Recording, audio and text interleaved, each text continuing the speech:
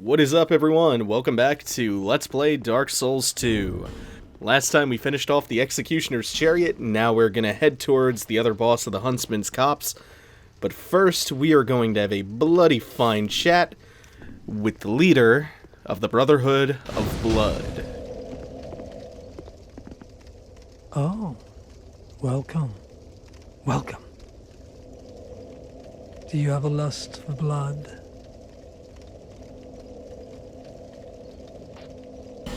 Yes, of course. Why else would you be here? Do you give yourself the armor? Then you will need blood. Oh, lots of it. Undead blood, like your own. But it's not as easy as you think.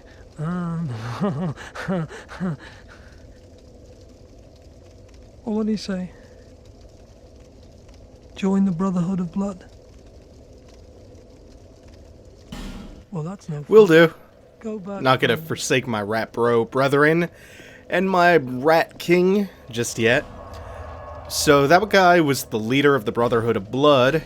They worship... who did he say? Nar Alma? Who's some sort of war god? You need a token of spite in order to join them, which I have. You get those by invading people, and I believe it has to be a successful invasion in order for you to receive the token. Alternatively, you can find one in the Grave of Saints, or was it the pit on the way down to the Grave of Saints? Either way, I think I picked one up, so I could have joined. He gave me the option. Not going to forsake the Rat King. The Rat King placed his faith in me. I can't do that to him. They are kind of similar to the Blue Sentinels in the Blue Cathedral in that you can use the statues in his room to duel other Brotherhood of Blood Covenant members. Winning duels will also give you a cracked Red Eye Orb.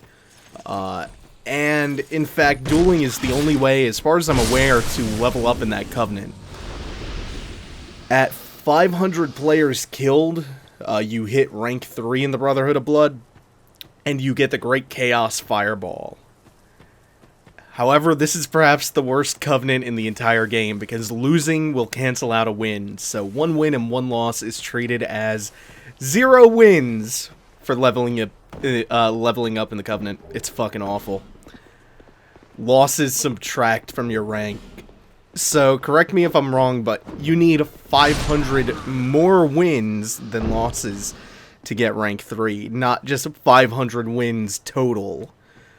Also, I've heard that you can actually go negative, so if, like, for instance, you lose your first 2 duels, that counts as -2 kills instead of 0. Yeah, I think this is pretty easily the worst Covenant in either of the 2 games, although I do love that NPC. He's got such a good voice actor. Just plays a really good creep. Alright, so before I talk about the Copse, why don't I finally get back to finishing up some of my more disjointed thoughts on Seath and Seldora and Ornifex. Because this has been stewing around in my brain for quite some time now. If I don't throw this idea that I have out there, it's going to drive me nuts because I'm going to forget it. Okay, so Duke Seldora, to remind you, he shares the title of Duke with Seath. The area where you find him, the entirety of Seldora is convincingly similar to the mined-out Crystal Cave. He's obsessed with immortality and experimentation, and his beloved Freya guards the old Pale Drake soul in New Game Plus. All this stuff points very strongly towards there being a connection with Seath. Ornifex at one point is going to mention when we talk to her, if she hasn't already. I did get distracted when spiders invaded her room while I was talking to her way back. At one point she's going to mention, or already has mentioned, her blacksmithing technique originated from a strange pale beast that inhabited this land. And that opens up a whole big can of worms, because that sounds like Seath. And if she is talking about Seath, she's saying that Seath inhabited this land, which would confirm that Drang Lake is Lordran. Alternatively, she could be talking about Priscilla. Priscilla is pale, check. She's considered an abomination or a beast, check. Plus, Ornifex is a crow person like the ones in the Painted World, guarding the realm where Priscilla was located. Like I said, it's a big can of worms to be opening up. Leads to a lot of possibilities. So anyway, that's my addendum to my thoughts on Seldora that I gave when I was going through that area. But now let's talk about the Copse a little bit, the Huntsman's Copse. I was reading a little bit about this area before I sat down to record, because coming into it, this was an area that I understood the least as to how it fits into the lore. The Copse is the first in a number of areas that connects you to the last primal bonfire that we're on our way to, the one in the Iron Keep. You go from Majula to the Huntsman's Copse to the Harvest Valley to the Earthen Peak, finally winding up in the Iron Keep in one kind of linear pathway. The Iron Keep was a kingdom ruled by the Old Iron King, which we'll talk about more later on when we actually face him down. What I found out about the Copse is that it is a forest which was within the Iron King's dominion, not Vendrick's. This was not Vendrick's territory. So he being the Old Iron King, he used this forest to set up hunts, and he'd hunt the undead. The jail cells, like the ones we've been seeing around here, they were also used for imprisoning the undead. That's making me rethink some of the things that I've been saying up until now. Like, my theories here depend on two huge details that I'm actually kind of unsure of still. I'm thinking that if the Iron King, being quite old, I'm thinking he might have designed the Bastille to imprison the undead instead of Vendrick. I originally thought it was the Bastille was Vendrick's design, but Strayed predates modern Drangleic, and he hasn't even heard of it. So unless Vendrick came up with the Bastille before he ruled the land, I don't know. But if the Iron King is much older than him, maybe he had it built. Maybe it was commissioned by the Iron King. I don't know. That depends on a few things, both of which, like I said, I'm unsure of. One, I don't remember how old the Iron King actually is said to be, but I'm pretty sure he's pretty old, and I think, like, some relative time frame or age window, I think that might be stated somewhere. Or at least it might be implied. And two, I could have sworn it's also stated in some in-game capacity that the Lost Bastille is in some way concretely linked to Vendrick. But maybe what I'm remembering is just that Vendrick appropriated the already existing Bastille to corral the cursed undead. Like the Bastille was made in some bygone era, and Vendrick just saw fit to appropriate it for his own devices, for his own uses, and that he didn't necessarily build it or anything. This area has really been more interesting since I stumbled upon that little bit about this being the Iron King's territory, though. Or at least his former territory. There's another NPC here by the name of, I think, Creighton of Miura. Which, if you remember, Lucatiel is also from Miura. I don't know if the two are necessarily connected aside from where they hail from, but just want to point that out. He is someone who Pate has mentioned. He's actually Pate's companion. But we haven't seen Pate in a little bit, and I don't know where to find Creighton. If I've even gone far enough into Pate's quest for him to appear here, so we'll save the Pate and Creighton stuff for the bonus episode if I haven't screwed that quest line up already by not summoning Pate for the last giant boss fight, because I do think that's part of Pate's quest line, is summoning him for that fight. Oh no, I got guard broken twice. I'm just trying to separate these two. Ah, no. I think I'm way overestimating how much trouble, how much trouble that extra guy would have given me. I mean, I probably should have just taken the damage. Gotten a little bit reckless. Ah, that's scary. So, I don't want to fight her on the cliffside because I'm scared to death of falling off.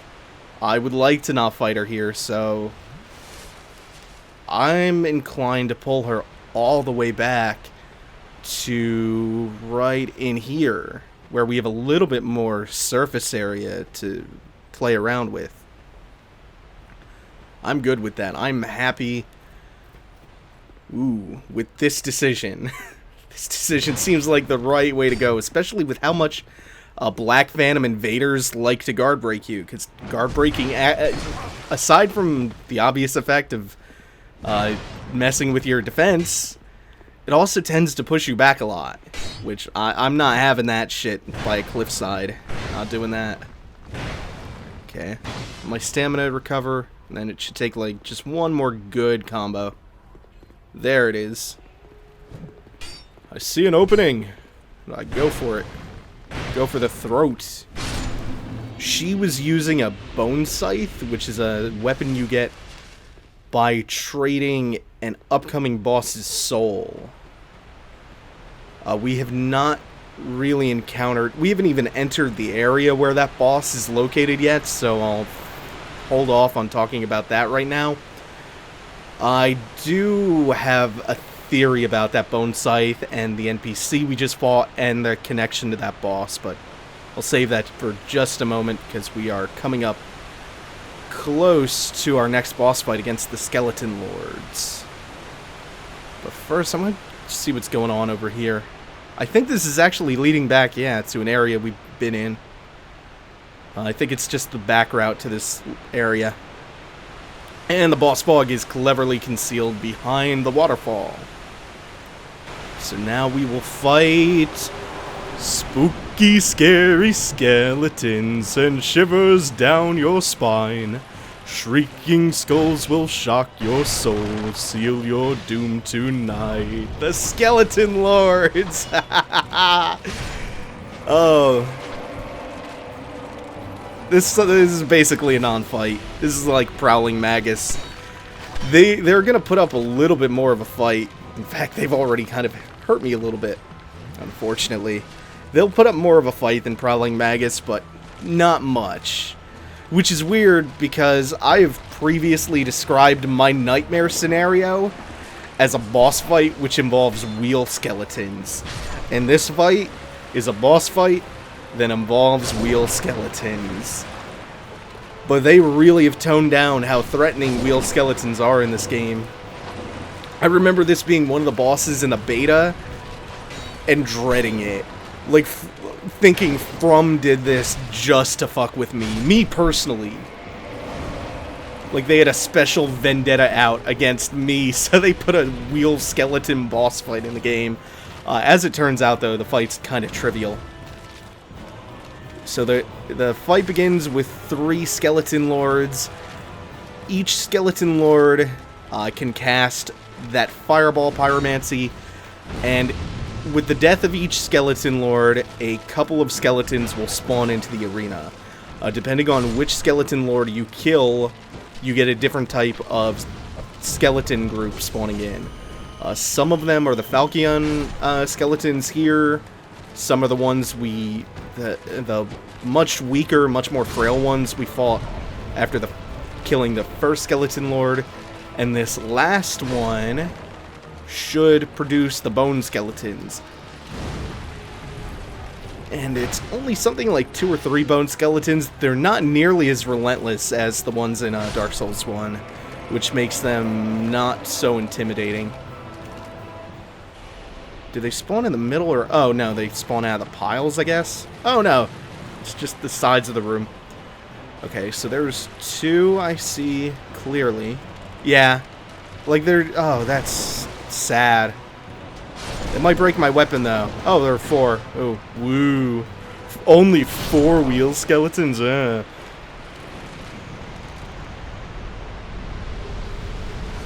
Oh, what is this, the country club?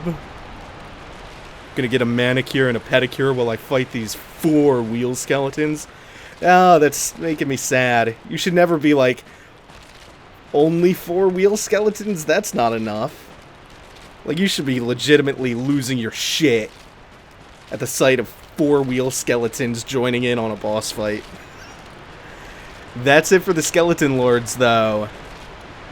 With the Skeleton Lords dead, we may now progress onwards and upwards to the Earthen Peak and the Harvest Valley. I think I have the order of those 2 backwards. So next episode, we will start going through them, and there is going to be a lot of poison coming up. So, it's a good thing I exhausted all that poison moss going through the gutter and the Black Gulch, because I don't think I have that much left. Oh well. I think I'll probably be... It's weird, because this level coming up is like, it's entirely poison-oriented. I think I'm going to wind up getting poisoned less here than I did in the gutter and the Black Gulch. So let me find my way over to the bonfire real quick before I close this out. There we go. Go through the sticky green sludge, and that's going to do it for now. Thanks for watching, everyone. Take it easy. Have a good one.